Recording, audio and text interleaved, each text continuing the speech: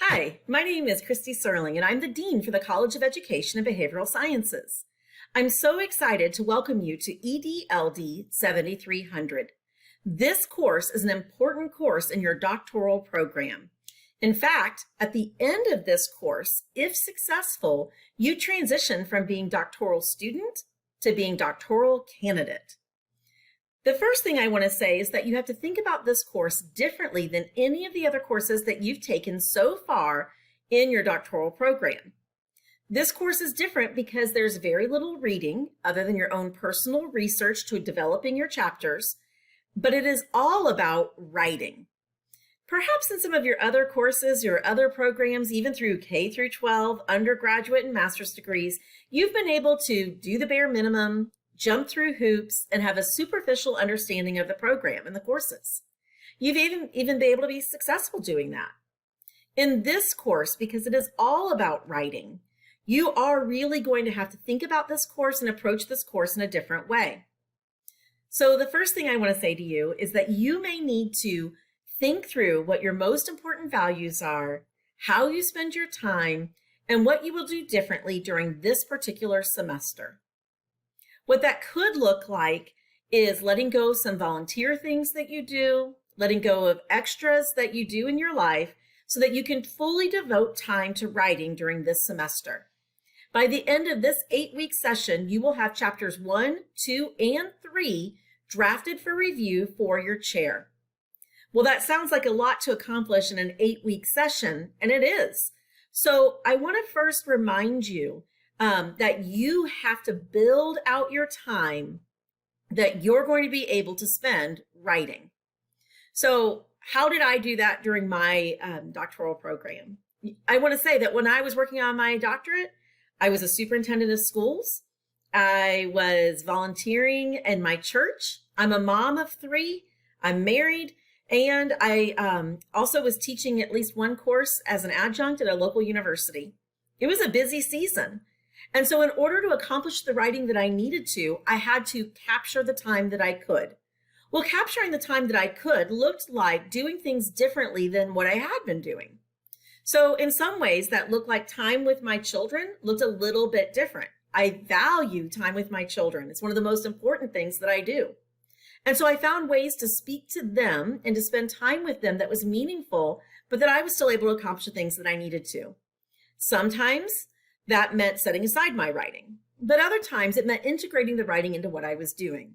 An example of this, my youngest, who was 5 years old when I was going through the writing process, she loves to watch movies, and we didn't have that much TV time in our house. And so on a Friday night, I would say to her, "Do you want to watch a movie?" She would lie down on the couch next to me while I would have my computer set up and I would be writing. And we would put on a Disney movie that perhaps I'd seen many times, and she would eventually fall asleep while I was writing. She's now 15, and I made a comment to her recently where I said, I think about how much I worked when you were little. And she said, "What do you mean?" And I said, "Well, think about when I was doing my dissertation." And I told her the things that I just told you about how busy I was. And she said, I never thought about it that you worked that much. It just seemed like you were always available when I needed you. And so what I realized that by knowing my child and knowing what makes her tick, I was able to build in time that was meaningful for her. Now, one of my other children, what was meaningful for her, and she was a little bit older, was she's a quality time person. So what that meant was where I was doing my doctoral work was about 6 hours from my house, is I would take her with me and we would have 6 hours in the car. We'd have time in the hotel room. And then she would work on things while I was in class. And I was able to be in class and fully present. She was able to be there doing her own thing, but that we had quality time together in the car. So I would capture these times that were integrated with the things that I was doing. But the other thing I would do is I was strategic in my scheduling. So this might make you cringe depending on whether you're a morning person or a night person, but sometimes I would schedule my alarm to go off at 3:45. I would be up and start writing and working at 4 a.m. 4 a.m. worked for me. My children would get up around 6 a.m. That gave me 2 hours to get work done. And then at 6 a.m., I would start my morning routine with my family. Other times it looked like everybody going to bed at 8 or 9 o'clock and me staying up until 1 or 2 and getting some writing done. Sometimes it looked like on Sunday afternoons, we would go to church in the morning and then come home.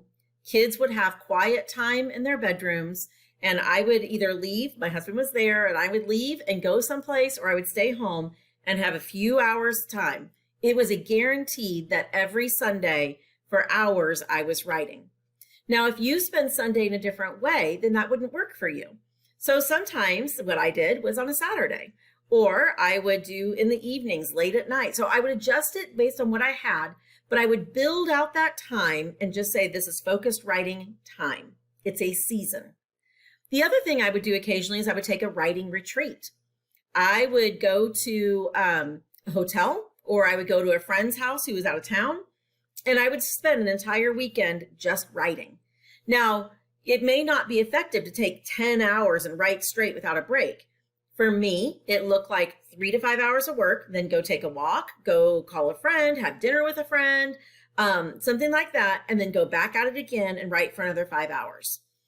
Building in that time to write is so important. Think about opportunities to collaborate. Sometimes for me, I make good progress in my writing when I can just talk out loud with somebody and share what I'm studying. So I would meet with another classmate, and we would just spend hours writing, and then we would build in dinner, lunch, collaborative time where we would share what we were studying and then offer information and resources to one another. So you're going to have to think differently about this class, and that means scheduling your life differently. If you have been able to get by without doing that up until now, I want to let you know you cannot do that during this semester. During this session, you will need every minute that you are supposed to be spending in writing. You're going to need it. So think about now how you're adjusting your life to allow for that. Keep the goal in mind. At the end of this class, hopefully you'll have chapters 1, 2, 3 drafted, and you will have your PowerPoint prepared for your proposal defense. You'll have a draft of your IRB application, and you're moving from doctoral student to doctoral candidate. That's the important process you're going to walk through during this 8 weeks. There's really no reading other than some resources that will support your writing. You will want to make sure that you have a copy of your textbook, the Lunenburg and Irby, because you will reference that so often and you'll keep going back to it. Think about all you've learned in the other classes you've taken. You'll take that and you'll put it into this class. You will need to make sure that you're just sitting and getting word on paper. I do want to mention that you should also shift your thinking. If you say to yourself, I have to write 3 chapters in 8 weeks, I can't do it, I can't do it. You're right, you can't do it. But I want you to shift your thinking. Instead of seeing it as 3 chapters that you're writing in an 8-week session, I want you to think about what that really looks like for this purpose. Chapter 2 should be about 25 pages. Well, you've written 20-page papers before. So put it in that context. You're just writing a 25-page paper. In fact, you could even break it down further because you'll have a funnel you're going to do, and then you'll narrow it down to your actual topic. Well, as you're doing that, if you see each of those subtopics as a small, short paper, it shifts your thinking. Oh, I just have to write a 2-page paper on this subtopic. I can write a 2-page paper quickly, easily. So break it into smaller chunks to help you think about what it looks like. But your chapter 1 at the end of this class will maybe be 10 pages. Chapter 3 might only be 7 to 9 pages. So if you think about, for the purpose of this 8-week session, that you're really writing 3 key papers, and the longest one is about 25 pages, that helps you keep things in a good mindset. Break things into smaller chunks. The first things you'll do in here is you'll create the funnel. Then you will also do an outline. You'll do your annotated bibliography to help you get some resources.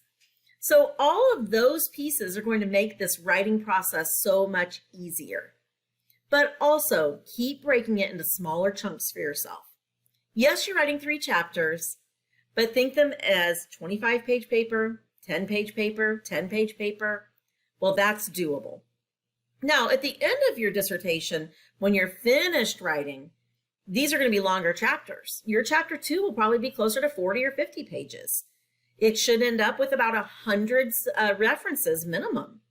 So you're going to get yourself there. But this is a process. 10 pages, 25 pages, 10 pages, that's doable. But you must schedule the time to do it. Now, as I talk about schedule the time to get your writing done, I do want to mention a word of encouragement. The way that I know how to schedule my time is by start with my big rocks. What are those things that I value so much that I can't let go of? Once I know those pieces, the other things can filter in. I always think about a story that a friend of mine told me when I started my doctoral work. He had finished his PhD, and he talked about how he maybe didn't get it always right when he was arranging time for writing and spending time with his family. He shared with me a picture, and in the picture you can see his daughter in the foreground, and she's blowing out candles on a birthday cake. In the background, I could see him, his hand on the doorknob and his briefcase in hand, as he was heading out to go work on his dissertation. He said to me, "Christy, you can see I wasn't fully present. I wasn't really at my daughter's birthday, although I was physically in the room. I had one foot out the door." And so he regretted that moment. He was thankful he was there, but he regretted that he wasn't really there. And so I want to encourage you to see what are the things that for a short amount of time you'll have to give up. What are the things that you're going to set aside? I hope it's not your daughter's birthday. That maybe it's not having a huge party. Maybe it's a smaller family event. Take the burden of the huge party away. Think about what your big rocks are and go from there. My big rocks were things like I wanted each of my children to know how much I loved them and valued them, and that I was present with them. And so I found ways that spoke to each individual child, and I made sure those things were happening. Did I always get it right? No.